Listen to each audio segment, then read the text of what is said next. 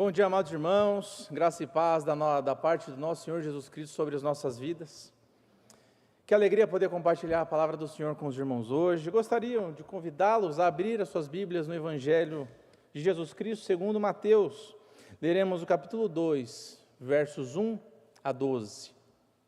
Mateus 2, do 1 ao 12.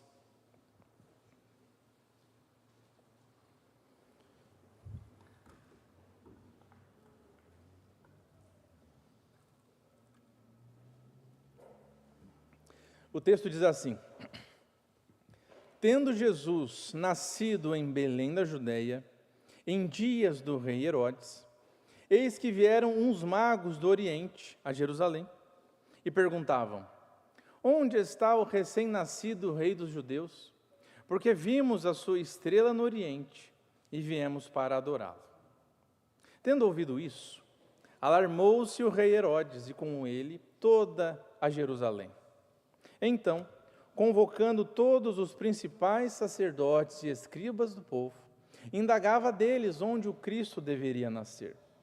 Em Belém da Judeia, responderam eles, porque assim está escrito por intermédio do profeta: E tu, Belém, terra de Judá, não és de modo algum a menor entre as principais de Judá, porque de ti sairá o guia que há de apacentar a meu povo, Israel. Com isto, Herodes, tendo chamado secretamente os magos, inquiriu deles com precisão quanto ao tempo em que a estrela aparecera. E enviando-os a Belém, disse-lhes: Ide informar-vos cuidadosamente a respeito do menino. E quando o tiverdes encontrado, avisai-me, para eu também ir adorá-lo. Depois de ouvirem o rei, partiram.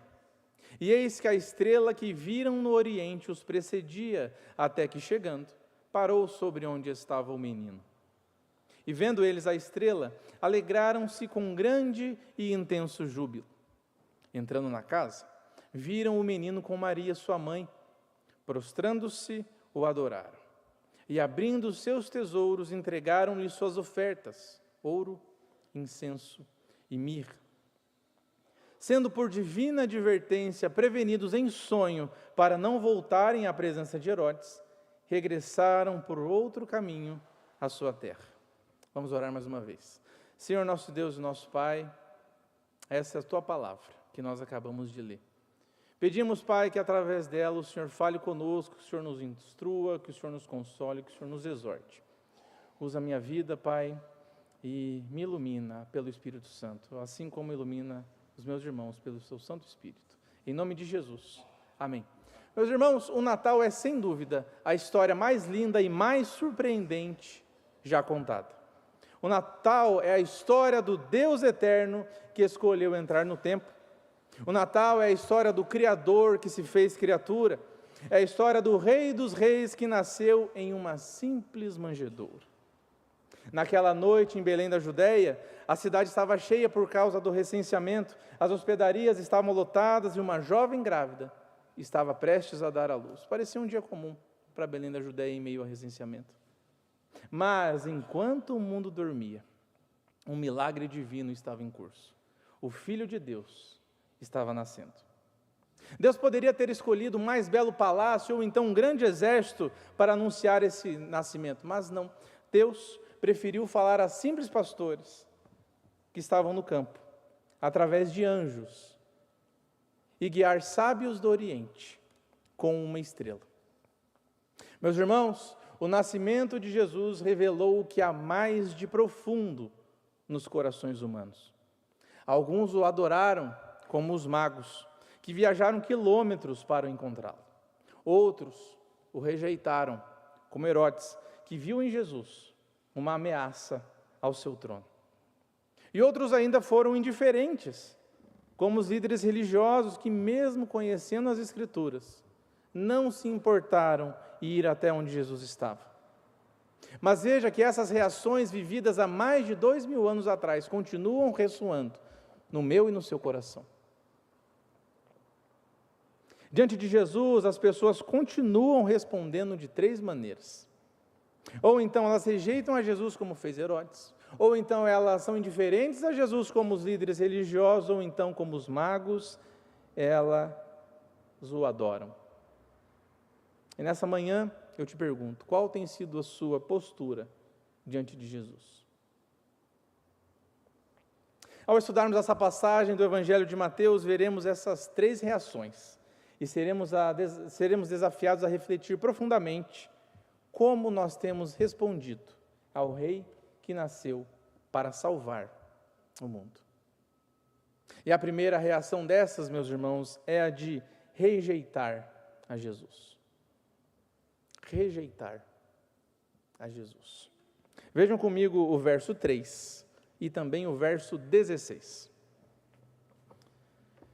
Tendo ouvido isso, alarmou-se o rei Herodes e com ele toda a Jerusalém. Agora o verso 16. Vendo-se iludido pelos magos, enfureceu-se Herodes grandemente e mandou matar todos os meninos de Belém e de todos os seus arredores, de 2 anos para baixo, conforme o tempo do qual, com precisão, se informara dos magos. O Herodes referido aqui neste texto, meus irmãos, é Herodes o Grande, que era o rei que governava a Judeia na época do nascimento de Jesus. E este homem era marcado por paranoia, por sede de poder, por egoísmo, por violência.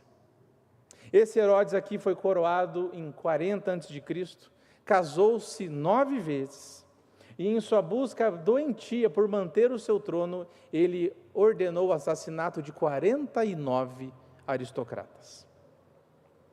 Um dia, sua irmã Salomé, aquela mesma Salomé de João Batista, fala para ele assim, você está mandando os seus filhos, como era o nome deles mesmo? Alexandre e Aristóbulo, para estudar em Roma, eles vão voltar, eles vão ficar mais preparados, mais inteligentes que você, e eles vão se tornar líderes melhor do que você, Herodes. Ele mandou matar os seus próprios filhos, porque ele tinha medo de perder o seu reinado, perder o seu trono. Herodes ainda mandou matar sua mulher, porque um dia ele ia viajar, ficar muito tempo fora, ele imaginou que por ele ficar um tempo fora, ela poderia atrair ele com alguém, então ele mandou matar ela. Não havia acontecido nada, mas pela cabeça paranoica de Herodes, ele mandou matar todo esse pessoal aqui.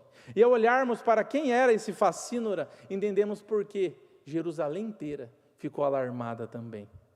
O povo sabia o que Herodes era capaz de fazer quando ele se sentia ameaçado, quando ele sentia o seu reino, o seu trono ameaçado. E este rei, Herodes o Grande, é o retrato perfeito de quem vê Jesus como uma ameaça. Porque quando a notícia do nascimento do verdadeiro rei chegou, ao invés de esperança, Herodes sentiu medo. Ao invés de alegria, Herodes sentiu perigo. A idolatria no coração daquele homem não suportava outro rei além de si mesmo.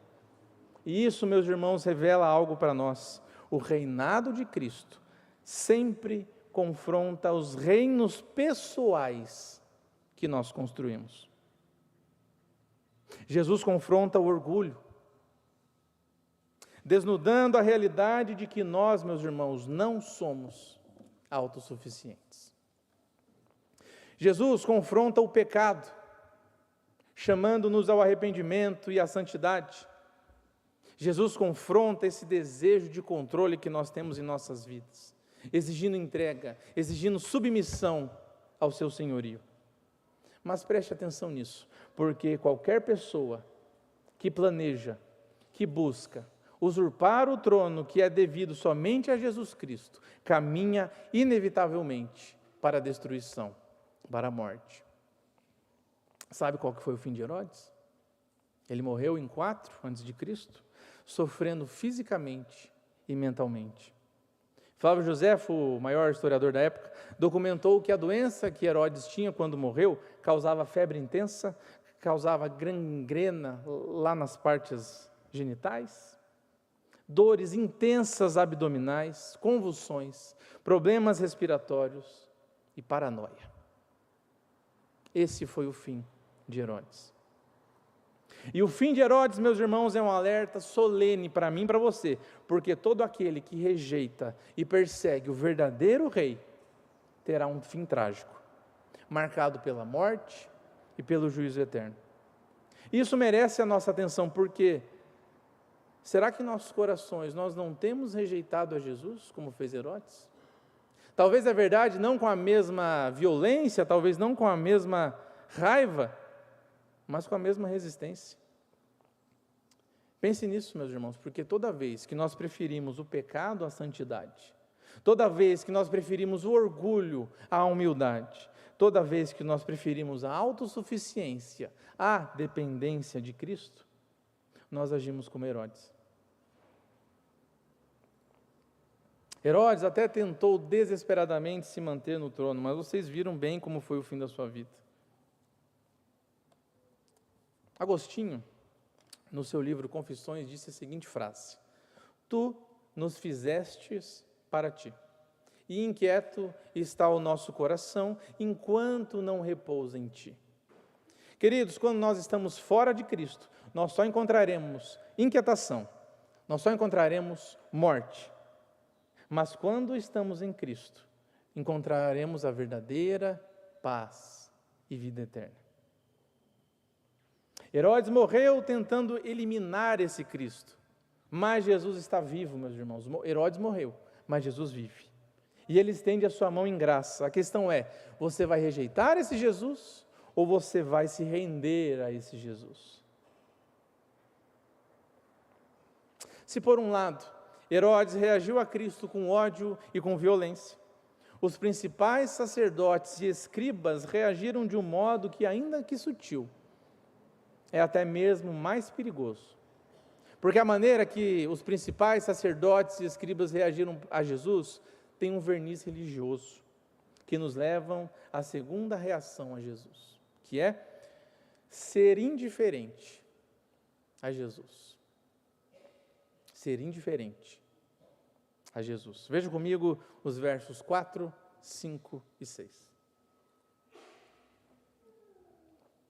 Então, convocando todos os principais sacerdotes e escribas do povo, indagava deles onde o Cristo deveria nascer.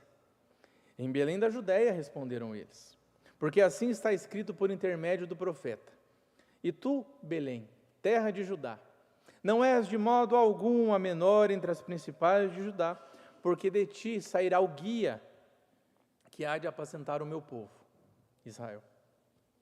Quando soube do nascimento do Messias, Herodes mandou chamar os principais sacerdotes, os escribas, para obter informação de onde que Jesus tinha nascido. E a resposta desses líderes demonstra que eles conheciam muito bem as Escrituras e sabiam exatamente o local profetizado. E até aqui tudo bem, é o que a gente espera de líderes religiosos.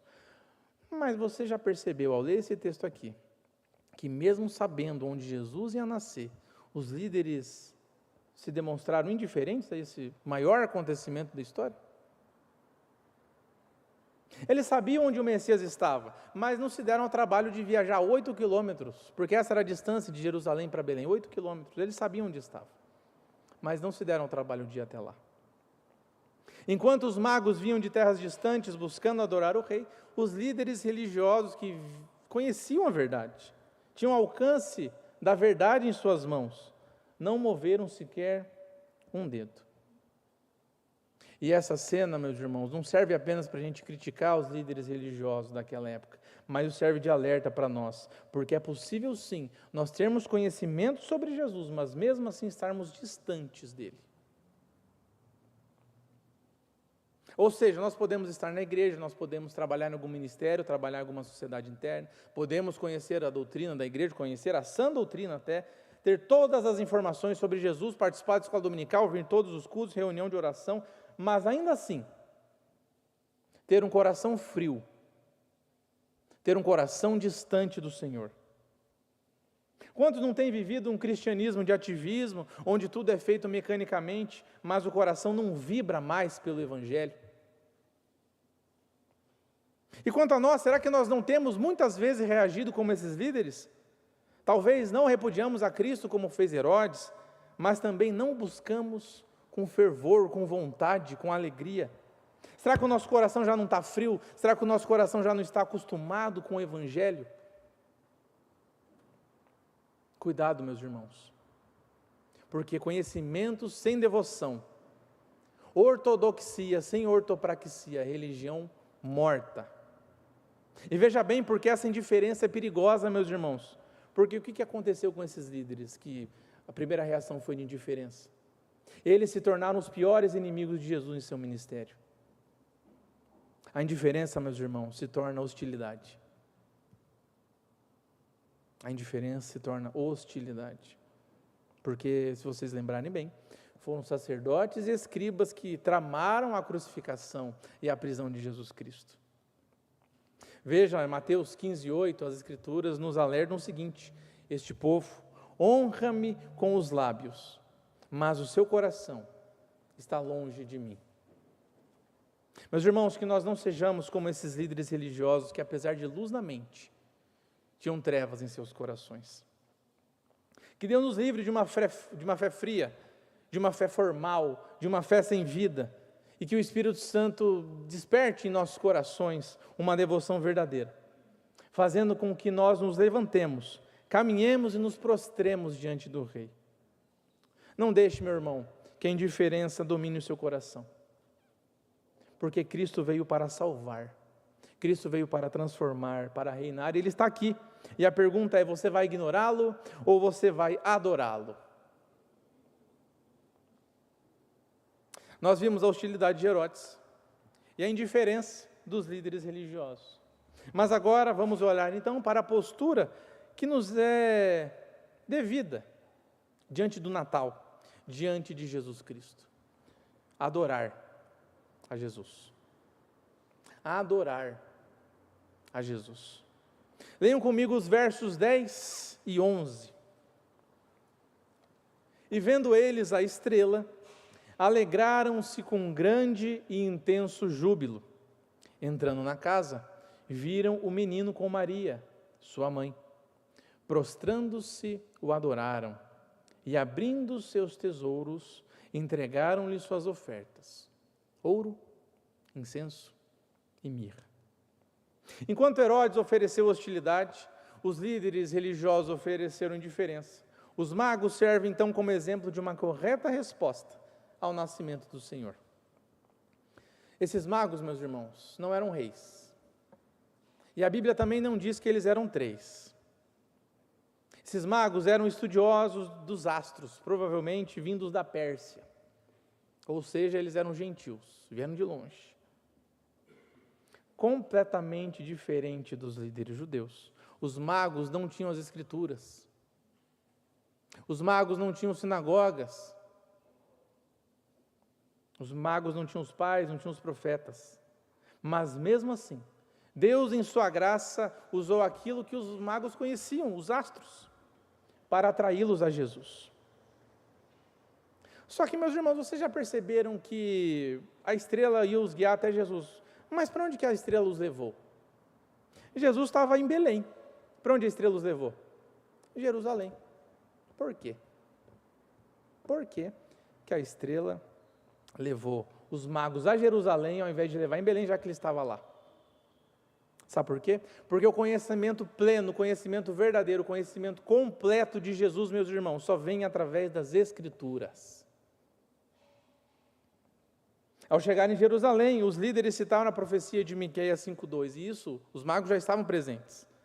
A profecia de Miqueias 5:2 diz assim: e tu, Belém Efrata, pequena demais para figurar como grupo de milhares de Judá, de ti me sairá o que há de reinar em Israel, e cujas origens são desde os tempos antigos, desde os dias da eternidade. Meus irmãos, quem deseja conhecer a Jesus Cristo, precisa se voltar para a palavra de Deus. Você quer saber por que Jesus veio? Você quer saber por que Jesus viveu? Você quer saber por que Jesus morreu? Por que Ele ressuscitou? Por que Ele vive eternamente? Vá às Escrituras. Enquanto Herodes estava perturbado de raiva, enquanto os líderes estavam apáticos, os magos expressaram a alegria daqueles que encontram a Jesus Cristo. Chegando na casa onde Jesus estava, os magos se prostraram e o adoraram. Meus irmãos, essa é a única resposta adequada para quem encontra o Salvador. Prostrar-se, reconhecer a sua majestade e então entregar aquilo que se tem de mais valioso. Os magos fizeram isso. Eles ofereceram 3 presentes que revelaram de maneira profética quem era aquele que a estrela havia anunciado. O primeiro presente foi um presente digno de um rei. Nós bem sabemos, Jesus é o Rei dos Reis, soberano sobre todo o universo. Por isso o primeiro presente foi o que mesmo? Ouro. O segundo presente era usado por sacerdotes nos rituais para oferecer as orações. Jesus, meus irmãos, é o sumo sacerdote, o único mediador entre Deus e os homens que intercede por nós. Por isso, o segundo presente foi incenso. E o último presente era usado para embalsamar os mortos. Meus irmãos, Jesus é o profeta que entregou a sua própria vida em nosso lugar. Sua morte e ressurreição trouxeram salvação e redenção para todo aquele que crê. Por isso, o último presente foi mirra.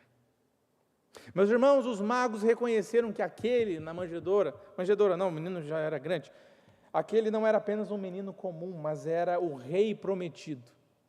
Aquele era o salvador do mundo, digno de toda adoração. Veja que interessante o que acontece a seguir no versículo 12. Sendo por divina advertência prevenidos em sonho para não voltarem à presença de Herodes, regressaram por outro caminho à sua terra. Irmãos, após adorarem a Jesus, os magos foram advertidos a voltarem para casa por outro caminho. E talvez, se a gente ler muito rápido, parece que não tem muita informação aqui esse versículo. Mas esse detalhe precisa falar comigo e com você. Porque, meus irmãos, ninguém que encontra Jesus continua o mesmo. Todo aquele que encontra o Rei dos Reis tem a vida transformada. O coração muda, a mente muda, as atitudes mudam e não dá mais para andar na mesma estrada. Toda vez que alguém encontra Jesus, não dá mais para voltar pelo mesmo caminho. E olhando para tudo isso, como nós temos reagido diante de Jesus, diante do Natal? Será que nós temos buscado a Cristo com o mesmo zelo desses magos? Será que temos nos prostrado diante de Jesus em adoração sincera? Será que nós temos oferecido a Jesus aquilo que nós temos de mais precioso? O tempo, o recurso, o coração, como expressão de amor e de devoção a Deus? E depois de encontrar a Jesus, a nossa vida tem seguido por outro caminho? Temos vivido de maneira transformada, em obediência e santificação? Queridos, adorar a Jesus não significa apenas se ajoelhar ou cantar louvores, mas significa reconhecer quem Ele é, o Rei que reina, o sacerdote que intercede e o profeta que entregou a sua vida para nos salvar. Adorar a Jesus significa nos prostrar com humildade, entregar tudo a Ele, para que Ele transforme tudo em nossa vida. Estes magos que vieram de longe nos ensinam que Jesus é digno de ser buscado e celebrado. Enquanto alguns o rejeitam, alguns o ignoram, os verdadeiros adoradores se prostram diante de Jesus com alegria e com entrega total.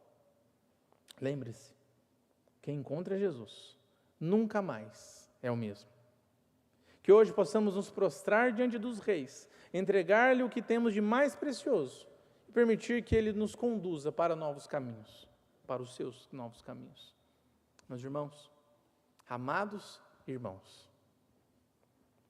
neste Natal nós somos desafiados a refletir profundamente sobre a nossa resposta ao Evangelho, sobre a nossa resposta a Jesus.